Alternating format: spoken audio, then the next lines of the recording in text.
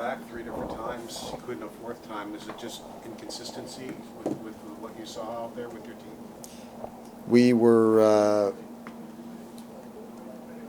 We created our own mess tonight, Paul. We were sloppy. I didn't think the difference in the game for me was Calgary did a nice job playing a very direct game, and they got their bounces. They made their breaks. I felt we didn't play direct enough. Ironically, 2 areas we were good in were the penalty kill and the power play, and those, I think the guys went into a game with they dialed in there. 5-on-5, we played a little bit too. Wanted to play a little bit pretty at times, and we didn't play direct enough, and it was tough sledding as a result. What can your group take away from end of the second period, early in the third when it's a tie game, but just a few mistakes, you give up breakaway, odd man rushes? Well, the sequence that led to that goal is unfortunate as it is. We obviously were in their zone for, I don't know the time, close to a minute. So it was a very, very good shift. But very characteristic to you know, we went into the third period, we played a little bit more depth and a little bit more battle low, which was good. And then we had a group that was out there a little bit long and tired. They had one more great, it was too good of an opportunity to actually pass up. We had that quick up, but we didn't have drive. We didn't have a second guy driving the defenseman off on entry, and that was something we didn't do enough the entire game. And it's a real simple thing to see. When you look at our entries, did we drive enough depth? Did we put enough pucks behind? And when you're unwilling to do that, you're usually unwilling to shoot and go after pucks too. And again, it was we didn't. We wanted an easier game, and we almost got away with it, almost. But it's not a good habit to get into. Finally got an opportunity to get some power plays, and then on your third one, it seemed like the guys moved it around very well. You know, got 3 pucks, moved it around, and you were rewarded for it. Was it nice to see the power play start working like that when you were finally able to get some power plays? Well, you hit it right there. Finally able to get some power plays. You know, if you look at our power plays in the first 3 games, they're broken power plays. Lots of broken power plays, where you're killing. It's a penalty, and you only have 30 seconds on a power play. Actually, the first minute and a half, you kill the penalty, and I think there was only 1 power play in one of the games, or maybe none. So they haven't had a lot of opportunity in game to work. Tonight there was a lot of power plays, and they looked better. They looked like they got in sync better as a result of time on it, and hopefully that's a good thing moving forward. So what do you make of Devin's game?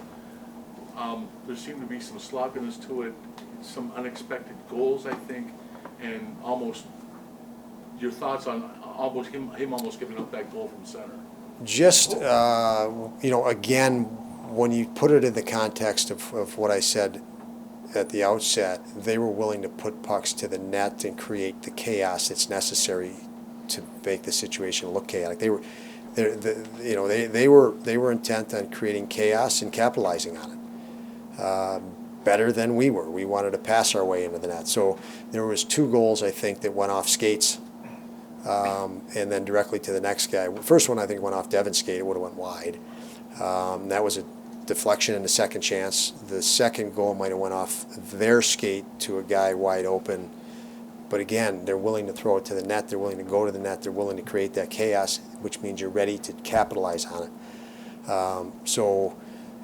Yeah, a more challenging night for the goaltender, in this case Devin tonight, as a result. And I'll watch it more, John, and before I give too much more of an opinion on it, I guess. Scorers can go 4 games without goals.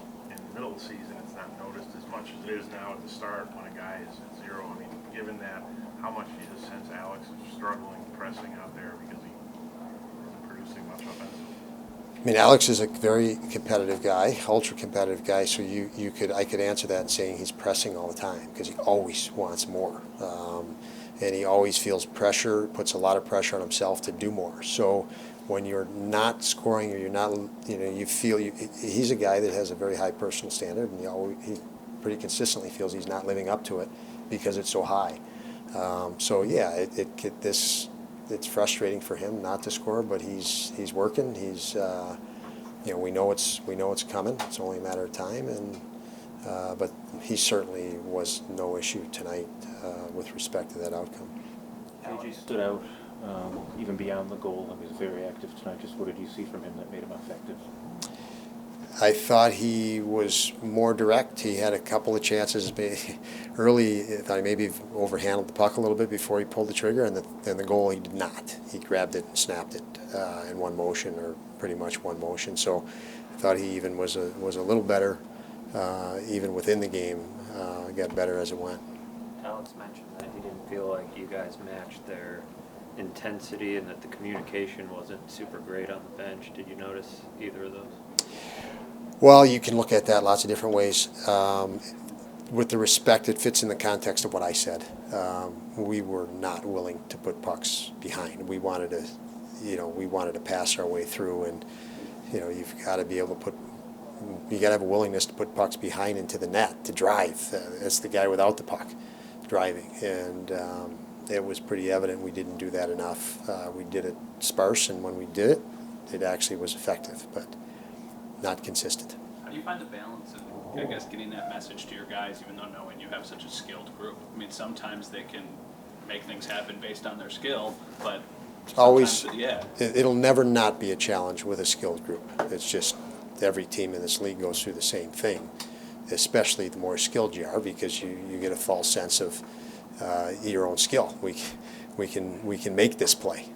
And we made attempted a lot of plays in front of their coverage, which is an easier read for them. You've got to drive their coverage back and put pucks behind in order to break down. You got to shoot pucks like the goals that were scored to create a little chaos and second chances. But that is an ongoing battle with every team and every coach. The more talented a player is, it's just the way it is. This is probably a silly question, but as the lines are right now, do you still see Krebs as a second line option on the right wing, or do you think that might need more tinkering? He is definitely an option there because he competes, and the more time he gets there, the better he'll be, and even practice reps there. But yes, he'll always be an option there. That doesn't mean the next game you'll see him there, but he'll always be an option for that.